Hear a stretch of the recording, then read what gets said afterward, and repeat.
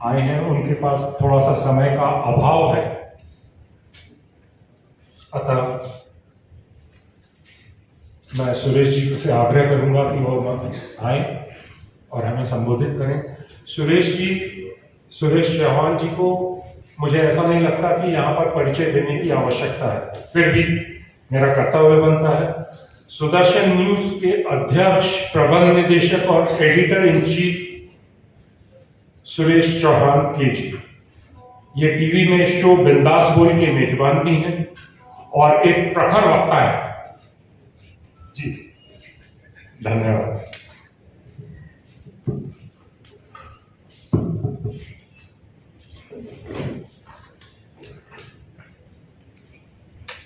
भले संख्या में कम हो, लेकिन आवाज में तो कम नहीं चाहिए, क्योंकि शेर संख्या में कितने भी होते हैं तो भी आवाज उतना ही होता है, भगेले अकेला भी क्यों ना। और जो गुरु गोविंद सिंह जी ने कहा है वो आप जैसे और हमारे जैसे सरदारों के लिए ही कहा है, भले एक सरदार क्यों ना बैठा हूं, है सरदार सभी। तो भारत माता की जय, वंदे मातरम। आदरणीय मंच, पूजनीय आचार्य लोकेश मुनि जी महाराज, आज इस बहाने काफी दिनों बाद एक साथ मंच पे हुआ। जोड़ी क्रूज जी, राजवीर जी, सोहन जी, भारत रक्षा मंच, उपस्थित बंधु भगिनी, माननीय सूर्यकांत केरकर जी ने आदेश दिया था कि आज के कार्यक्रम में आना है, और जिन्होंने अपना संपूर्ण जीवन हिंदुत्व के लिए दिया है, उनका आदेश हमारे लिए सर्वोपरि है। और इसलिए हमने कहा कि कुछ भी हो, लेकिन थोड़ी देर के लिए भी क्यों ना हो, आपके कार्यक्रम में अवश्य है। विषय जनसंख्या नियंत्रण का है और इस विषय के लिए मैंने 70 दिन 20,000 किलोमीटर की जम्मू कश्मीर से यात्रा शुरू करके उत्तर, पूर्व और दक्षिण भारत करते हुए कश्मीर तक लेके गया था। फिर कश्मीर से कन्याकुमारी लेके गया था, और कन्याकुमारी से दक्षिण, पश्चिम और मध्य भारत करते हुए हम दिल्ली आए थे। समूचे भारत में 2017 के आखिर से लेकर 18 तक इस मुद्दे को हमने स्थापित करने के पीछे केवल जनसंख्या का विस्फोट इतना ही मुद्दा नहीं था, यह मुद्दा तो है ही, लेकिन जनसंख्या का विस्फोट जितना खतरनाक मुद्दा है, उससे भी ज्यादा खतरनाक मुद्दा है जनसंख्या का असंतुलन। और वो भी क्योंकि मैं साफ साफ ही हमेशा कहता हूं, मुसलमान और हिंदू के जनसंख्या का असंतुलन, यही सबसे महत्वपूर्ण मुद्दा है। और स्वाभाविकता मुसलमान दुनिया में जहां पर भी संख्या में बड़े हैं, और वो भी 51% होने की जरूरत नहीं, 25-30% भी हो जाते हैं, तो उस देश का, उस समाज का कोई ना कोई 20-30% पागल या स्वार्थी या मूर्ख उनको कोई ना कोई मिल जाता है, और उसके बाद वो वहां पर राजनीतिक दृष्टिकोण से हावी हो जाते हैं। ये इतिहास हमारे यहां पर भी कई राज्यों में ऐसा हो ही रहा है, लेकिन राजनीतिक दृष्टिकोण से इसको थोड़ा सा दूर भी रखे, हमेशा के लिए नहीं, क्योंकि वो भी बहुत महत्वपूर्ण मुद्दा है। लेकिन जनसंख्या का असंतुलन, जिस क्षेत्र में मुसलमानों की संख्या ज्यादा हुई है, उस क्षेत्र का सांस्कृतिक परिवर्तन भी करता है। मतलब जनसंख्या की परिवर्तन केवल जनसंख्या तक सीमित नहीं है। जैसे माने कि किसी क्षेत्र में हमारे, मैं उनको अलग धर्म नहीं मानता, हमारे ही सिख भाई ज्यादा बढ़ जाए तो कोई फर्क नहीं पड़ता, हमारे किसी जगह पर जैन भाई बढ़ जाए तो कोई फर्क नहीं पड़ता, हमारे ही बौद्ध भाई कहीं पर बढ़ जाए तो कोई फर्क नहीं पड़ता। लेकिन अगर किसी क्षेत्र में मुसलमान ज्यादा बढ़ता है तो उसका फर्क पड़ता है। ये साफ साफ हम अपने आसपास में कश्मीर से लेकर केरला तक के कई उदाहरणों में पहले भी देख चुके हैं। अब क्या फर्क पड़ता है, इसका ज्यादा विश्लेषण करने की आवश्यकता नहीं, क्योंकि सारे चेहरे देखकर ज्यादातर लोगों को मैं जानता ही हूं कि वो सब इस बात से सहमत है ही कि ये समस्या है। तो समस्या पर ज्यादा चर्चा करने के बजाय हम इस दिशा में बात करेंगे कि समस्या का समाधान क्या हो सकता है। क्योंकि मुसलमान जहां पर संख्या में ज्यादा है, वो केवल भारत में ही, भारत के किसी एक राज्य में ही या केवल कश्मीर में ही कोई अलग से गतिविधि करता है, ऐसा नहीं है। वो भारत हो, वो नेपाल हो, वो श्रीलंका हो, या दुनिया का कोई देश हो, या किसी भी दूसरे देश का कोई राज्य हो, सब जगह पर उसका जो बिहेवियरल पैटर्न है वो एक जैसा है, और इसलिए उस पर ज्यादा चर्चा करने की आवश्यकता नहीं, आप सब लोग उसके जानकार हैं। हम उसके समाधान की तरफ बात करते हैं। तो समाधान क्या होना चाहिए?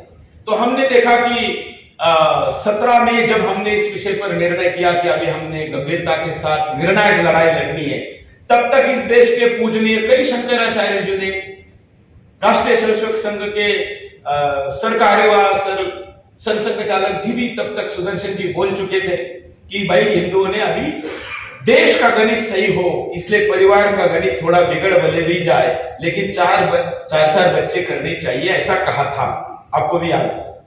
लेकिन 17 तक हमने उसका अध्ययन किया और हमारे ध्यान में आया कि ऐसे भाषण में ताली तो मिल सकती है 4 बच्चे पैदा करो कहने से हिंदुओं को, लेकिन कोई पैदा करने वाला हमको तो नहीं मिला। आपको मिला होगा तो मुझे पता नहीं, मुझे तो नहीं मिला। और अगर कोई 2-4 कर भी दे, 200-400 भी कर दे, 2-4 हजार भी कर दे, तो भी समस्या का समाधान होना नहीं है। क्योंकि जब 1 घंटे में या घंटे के बजाय मैं आपको अनुपात में संख्या के बताऊं कि 100 बच्चे जब हिंदुस्तान में पैदा होते हैं, रोज अप्रोक्सीमेट 68,000 पैदा होते हैं, तो जो 100 का आंकड़ा है, जो 100 पैदा होते हैं, उसमें 48 मुसलमान के होते हैं। तो अनुपात का रेशियो जो आज हम संख्या में देख रहे हैं, उसको हम जितना नीचे लेकर जाएंगे, मतलब अगर 50 साल और उसकी उम्र से ज्यादा वाले एज में लेके जाएंगे, 50 और 35 के बीच में आएंगे, जैसे जैसे आयु हम घटाते जाएंगे वैसे वैसे आपको अनुपात ज्यादा बिगड़ते हुए दिखेगा। इसलिए मैं अगर आपको जन्म वाला अनुपात बताऊं तो 100 में 48 मुसलमान हैं और बचे हुए 52 में हिंदू के साथ अन्य सभी हैं। ये जनसंख्या का अनुपात है। और इसलिए जब हिंदू बच्चे कितना भी अपील करने के बाद ज्यादा पैदा नहीं कर सकते ये दिख रहा था, तो हमने सोचा कि अब उपाय क्या है। तो उपाय हमने जहां से समस्या शुरू हुई वहां गए। तो समस्या शुरू हो गई 1952 में, जहां नारा दिया गया था हम दो हमारे दो। मैंने नारा शब्द यूज किया, ये कोई नीति नहीं थी, ना ये नियम था, कानून तो बिल्कुल नहीं था, केवल नारा था, हम दो हमारे दो 1952। लेकिन हिंदुओं ने उसको वेद मंत्र की तरह माना और एकदम से उसको इतना ज्यादा फॉलो करना शुरू किया। भाई मुझे भी 5 मामा और 8 मौसिया थे, लेकिन उसके बाद के जनरेशन में हम 2 भाई है, 2 बहनें हैं, आज मेरे भी 2 बच्चे। तो हमारे हिंदुओं ने तो इतना माना, लेकिन उधर उसका कोई असर पड़ा क्या? नहीं पड़ा, क्योंकि वहां पर 52 में नई नीति निर्धारित हुई थी, वहां पर 47 में ही निर्धारित हुई थी कि पाकिस्तान लड़के लिया है और अब हंस के मतलब बच्चे पैदा करके हिंदुस्तान लेना है, ये तभी निर्धारित है। इसलिए 52 के नारे का उन पर कोई असर नहीं पड़ा, लेकिन हम पड़ा। और इसलिए ये अनुपात की गंभीरता देखते हुए हमने कहा कि कोई अपील के बाद भी तो कुछ हो नहीं रहा है, तो उपाय क्या हो सकता है? तो उपाय हो सकता है कानून ही, क्योंकि हम इस देश को कानून का राज मानते हैं। अभी तक कुछ कुछ मैं भी मानता हूं, पूरा नहीं मानता हूं, लेकिन थोड़ा बहुत मानता हूं कि हाँ कानून का राज है, भले ही वो हिंदुओं के लिए हो, लेकिन थोड़ा बहुत है। बाकी उस कानून को कौन मानता है इस आधार पर है कि राज है क्या नहीं, लेकिन कानून का राज है तो कानून से समाधान होना चाहिए। तो फिर कानून के द्वारा हो सकता है क्या? तो दुनिया में कहीं हुआ है क्या? तो आप चौंक जाएंगे, इस्लामी देशों में हुआ है। जो इस्लामिक देश है वहां पर 2 बच्चों की या कम बच्चों की नीति है और उसका पालन होता है, भले हो बांग्लादेश हो भले हो पाकिस्तान हो। क्योंकि हिंदुस्तान के विभाजन के बाद जो मुसलमान हिंदुस्तान में रह गए वो 10 गुना बढ़े। कितना? 10 गुना। लेकिन पाकिस्तान में जितने मुसलमान गए वो केवल 4 गुना, क्योंकि वहां पर उन्होंने इस नीति का अवलंबन किया, पारिवारिक तौर पर भी किया, धार्मिक तौर पर भी किया और राज्य ने भी, मतलब सरकार ने भी किया। बांग्लादेश में भी हुआ। इतना ही नहीं, जिस खलीफा का राज ये पूरे दुनिया में लाना चाहते हैं उस तुर्की ने भी किया। तुर्की करके तो दशक बीत चुके हैं। तो भाई इसका मतलब कानून से मुसलमान बच्चा कम पैदा करता है, अनुपात ठीक हो सकता है। इस पर हमने कहा पहला प्रयोग इस पर करके देखते हैं, और इसलिए हमने 1952 के नारे में थोड़ा बदलाव किया। नारा था हम दो हमारे दो, हमने कहा कि थोड़ा सा हमारे स्टाइल में नारा जाना चाहिए, और इसलिए हमने उसमें इब्बट लगाया और हमने कहा हम दो हमारे दो तो सबके दो, ये नारा होना चाहिए। और सबके दो होंगे तो ही हमारे दो होंगे, ये कंडीशन लगानी चाहिए। और इसके साथ हमने नारा दुरुस्त किया और इसको नीति बनाने के लिए समूचे देश की यात्रा की। अब कानून लाना है। वैसे तो इस देश में कोई एनजीओ तय करती है तो जल्दी कानून आता है, क्योंकि उस एनजीओ को विदेशी फंड आता है। अब भारत की कौन सी पत्नी चाहती थी कि वैवाहिक बलात्कार का कानून आए? मुझे तो नहीं कोई ऐसी पत्नी मिली। किसी ने मैरिटल रेप की मांग करने की मैंने कोई सोशल मीडिया की पोस्ट भी नहीं देखी, लेकिन एनजीओ को लगा तो जज साहब को लग गया। ये इस देश का नियम है, क्योंकि पैसे का प्रभाव है। तो हमने कहा कि ये प्रभाव तो हमारे पास नहीं है। तो लोकतंत्र में क्या है कि जनता जो मांगती है वो आता है। तो जनता कितनी मांगे, तो हमने कहा भारतीय जनता पार्टी की सत्ता है और उनकी मेंबरशिप 10 करोड़ हुई है, तो हम भारतीय जनता पार्टी के मेंबरशिप के बराबरी की संख्या का सिग्नेचर कैंपेन करेंगे। और हमने 2018 में 18 फरवरी 2018 से सिग्नेचर और मिस कॉल का कैंपेन चालू किया। और मैं जब आज आपके सामने खड़ा हूं तो 8 करोड़ 86 लाख सिग्नेचर और मिस कॉल हमने किया इस कानून की मांग के लिए कि हम दो हमारे दो तो हम, जरा बोलिए, हम दो हमारे दो तो सबके दो। ये सबके दो के लिए हमने कितना किया, लेकिन अभी तक कानून आया है क्या? नहीं। लेकिन कुछ लोग, हाँ कानून आना चाहिए और ये लाए, इसके लिए जनता ने, तो मैंने जनता का नंबर आपको बता दिया, लेकिन आप जानते हैं कि कितने सांसदों ने कैमरे पर इस कानून का समर्थन किया है? तो उसकी संख्या, जब तक मैं आपके सामने खड़ा हूं, पिछली बार के नहीं बता रहा हूं जो कि 19 को चले गए, 19 के बाद, क्योंकि सुदर्शन का कैमरा जाता है तो उसके सामने क्या सांसद बोलते, भारतीय जनता पार्टी के सिवा भी मुस्लिम लीग छोड़ के यहां तक कि समाजवादी पार्टी के भी मुस्लिम महिला सांसद ने इस कानून का समर्थन किया, जिसकी संख्या 338 है। कितनी? 338। और कानून लाने के लिए कितने चाहिए? इससे कम चाहिए। तो सांसद 338 है। केंद्र के 23 मंत्रियों ने समर्थन किया, जिसमें से 6 तो हमारे मंच पे आकर गए इस कानून का समर्थन करने के लिए, जो यात्रा निकाली थी उसमें। मतलब 338 सांसद, 6 मंत्री मंच पर, 18, वैसे देखा जाए कुछ मंत्री बदल गए थे, अगर मैं पकड़ लूं तो 26 मंत्री और 8 करोड़ करीब 9 करोड़ के आसपास का सिग्नेचर। इतना होने के बाद कानून आना चाहिए कि नहीं? आना चाहिए कि नहीं? लेकिन अभी भी नहीं आया है। क्यों? क्योंकि कानून लाने से मुसलमानों पे असर पड़ेगा, ऐसा लोग मानते हैं। और जब मुसलमानों पे किसी चीज का असर पड़ना होता है तो फिर इस देश में उससे बड़ी चिंता का कोई काम नहीं है ना, क्योंकि मामला संवेदनशील हो जाता है। हम यात्रा लेकर गए थे तो पूरे देश में, वैसे तो हमारे पास राष्ट्रीय अनुमति थी, लेकिन पुलिस वाले आकर हमारे संयोजकों को कहते थे, सुरेश जी फलानी जगह से यात्रा मत लेके जाइए। क्यों? क्योंकि वो संवेदनशील क्षेत्र है। भाई एक बार हुआ, 2 बार हुआ, रोज होने लगा। फिर हमने पुलिस वालों को पूछना शुरू किया कि वहां कौन ज्यादा रहता है। तो इस देश में संवेदनशील क्षेत्र केवल वही है जहां मुसलमान ज्यादा रहता है। हमने कहा कि आज कुछ जगह मुसलमान ज्यादा रहता है, इसलिए वो संवेदनशील क्षेत्र है।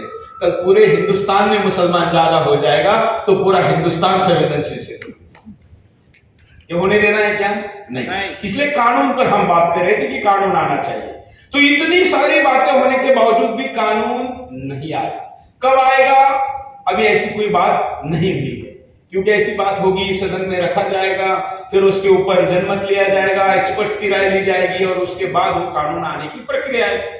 तो अध्यादेश से भी सकता है, लेकिन अभी तक नहीं आया। अब लोग कहते हैं कि भाई ऐसा कानून आएगा तो मुसलमान कानून का पालन करेंगे क्या? ये प्रश्न लोग पूछते हैं। मेरा मानना है, मानना के बजाय मेरा कहना है कि अगर चीन के अंदर का मुसलमान एक बच्चे का कानून का पालन करता है तो हिंदुस्तान के मुसलमान को 2 बच्चे के कानून का पालन करना होगा। ये जब तक नहीं बताया जाता और वो भी ठोक बजाकर नहीं बताया जाता, नहीं भाई वो बुलडोजर के आगे खड़े हो जाते। अरे भाई ये तो उनकी ताकत नहीं है, ये बुलडोजर की कमजोरी है कि वो रुक गए। मानते हैं ना आप ऐसे? मानते हैं ना? ये बुलडोजर चलाने का आदेश देने वाले की कमी, क्यों रुक गया? भाई कानून का राज अगर है और कानून का असर सब पे होने वाला है, तो फिर वो कानून बनेगा तो उसका पालन सबको करवाना पड़ेगा। और वो कानून का पालन अगर मुसलमान नहीं करते हैं तो ये राज्य की, देश की कमजोरी है। और इसलिए देश की कमजोरी को दुरुस्त करना होगा। तो फिर वो मजबूती कैसे दी जाती है उसको अलग से बताने की आवश्यकता नहीं है। और अगर नरेंद्र मोदी जी जैसे प्रधानमंत्री के होते हुए, अमित शाह जी के जैसे होम मिनिस्टर के होते हुए भी अगर एक कमजोरी का रोना रोया जाएगा, तो फिर मुझे नहीं लगता कि इस देश में दूसरे किसी नेता में लाने का दम है। और इसलिए वो कहते हैं ना कि अवसर भी है, दस्तूर भी है, कुछ उर्दू में कहते हैं, लेकिन मैं उर्दू कहावतें नहीं बताता, इसलिए मैं कहूंगा कि मोदी भी है, शाह भी है, 303 का बहुमत भी है, देश की जरूरत भी है और गद्दारों को कठोर संदेश जाने की आवश्यकता भी है। और इसलिए ये कानून आना चाहिए। और ये कानून अगर नहीं आता है तो फिर हिंदू के अस्तित्व का प्रश्न है। और अब दुनिया में दूसरा कोई देश हिंदू को ले और वहां पर वो आश्रय दे और वहां से फिर इसकी मुक्ति की लड़ाई लड़ी जाए, ऐसे दिवा स्वप्न देखने की, मूर्खता करने की आवश्यकता भी नहीं है ना। ऐसा संभव है क्योंकि पूरा यूरोप तो अभी जनसंख्या के अनुपात पे जब हम बात करें तो यूरोप का उदाहरण हमको लेना चाहिए। जो यूरोप कहता था कि जिनके पास है और जिनके पास नहीं है, ये उन दोनों के बीच की लड़ाई है। जब हिंदुस्तान में बॉम्ब धमाके होते थे, यहाँ पर आतंकवादी हमले होते थे, तो पश्चिम क्या कहता था, खास करके यूरोपियन देश क्या कहते थे, नहीं नहीं नहीं, ये कोई रिलीजियस मैटर नहीं है, ये कोई कम्युनल मैटर नहीं है, ये मैटर जिनके पास है और जिनके पास नहीं है उनके बीच का है, ऐसा ही कहते थे ना। लेकिन आज यूरोप ने तो सब दे दिया, घर दे दिया, उनको सोशल सिक्योरिटी दे दी, सब कुछ दे दिया, लेकिन आप यूरोप बचने की संभावना है? नहीं। तो अगर आपने सब कुछ देने का प्रयोग भी करके देखा तो भी बचने की संभावना नहीं है, तो फिर हिंदुस्तान में क्या दिया क्या न दिया ये हिसाब करने की आवश्यकता है क्या? अगर करने का है तो फिर मैं कहता हूं कि इससे शुरुआत करनी पड़ेगी। क्योंकि अगर कोई ज्यादा हिसाब किताब करने की बात ही करता है कानून की, अपने अधिकारों की, तो मैं कहूंगा कि 47 में इस्लाम के नाम पर पाकिस्तान दे दिया है, फिर हिंदुस्तान में मुसलमानों का क्या काम है यहां से बात शुरू करने पर? लेकिन हम वहां पर जाने के पहले प्यार से बात करके ये संभावनाओं पर चर्चा कर रहे हैं कि भाई मान जाओ, तुम्हारे बेटे का भी फायदा इसी में है, तुम्हारी बेटी का भी फायदा इसी में है कि कम संख्या में रहेगा तो वो ज्यादा आसानी से अपना घर चला पाएगा, शिक्षा ले पाएगा, सुसंस्कृत हो पाएगा, तुम्हारे परिवार का भी भला होगा, हिंदुस्तान का भी भला होगा, दुनिया का भी भला होगा। लेकिन तुम ये नहीं समझ रहे कि तुम अपने बच्चों का हित और बच्चों का परिवार का एजेंडा चलाने के बजाय तुम वहाबिज्म का एजेंडा चला रहे हो और बच्चे पैदा करके हिंदुस्तान पे कब्जा करने की बात कर रहे हो। ये बात केवल बात तक नहीं है। आपको गद्दाफी नाम याद है? गद्दाफी के आप गूगल करके देखेंगे तो उसने कहा था कि यूरोप पर राज करने के लिए हमको तो रणगाड़े, मिसाइल, फाइटर जेट कुछ लेने की जरूरत नहीं है, अगले कुछ वर्ष तक रुक जाओ, हमारे देश की महिलाओं को ऐसी ताकतवान बनाओ कि उनके कोख से निकलने वाले बच्चे ही यूरोप को कब्जा करेंगे। ये कब बोलता था वो? 60-70 के दशक के उसके भाषण है। उसके बाद के आज हम 2000 मेरे ख्याल से गद्दाफी 17 में गया, बराबर 17-18 ऐसा कुछ हुआ, तब तक भले वो चला गया हो, लेकिन उसका सिद्धांत आज यूरोप में सत्य साबित हुआ है। और इसलिए ये ही एकमात्र ऐसा हथियार है जिसके आगे आपका रणगाड़ा काम नहीं करेगा, जिसके आगे आपकी तोप काम नहीं करेगी, जिसके आगे आपका मिसाइल काम नहीं करेगा और जिसके आगे आपका कोई भी शस्त्र काम नहीं करेगा।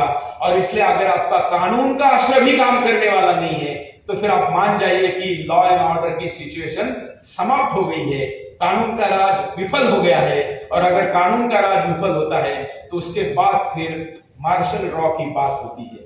हम आशा करते हैं कि वो स्थिति आएगी नहीं और हम बड़ी सभ्य भाषा में जिसकी मांग कर रहे हैं। हमने ये भी नहीं कहा कि हिंदू के 2 और मुसलमान के 1, अभी तक तो नहीं कहा है, लेकिन अगर ये बात ज्यादा वर्षों तक चली तो फिर शायद 2-3 वर्षों बाद हमको हमारा नारा बदलना पड़ेगा। फिर कोई कहेगा कि भाई दो की बात नहीं हो पाई तो 2 और 1 की बात होगी क्या? तो फिर मैं कहूंगा कि जब चारा नहीं रहता, जब कोई विकल्प नहीं रहता, साधारण जिसको कहा जाता है बिल्ली, वो बिल्ली भी अगर सारे दरवाजे बंद कर ले और कोई उसके ऊपर हमला कर दे तो वो भी हमलावर के ऊपर हमलावर हो जाती है। हम तो शेरों की औलादे हैं, बिल्ली अगर ऐसा करते हैं तो शेर क्या कर सकता है, इसका विचार करिए।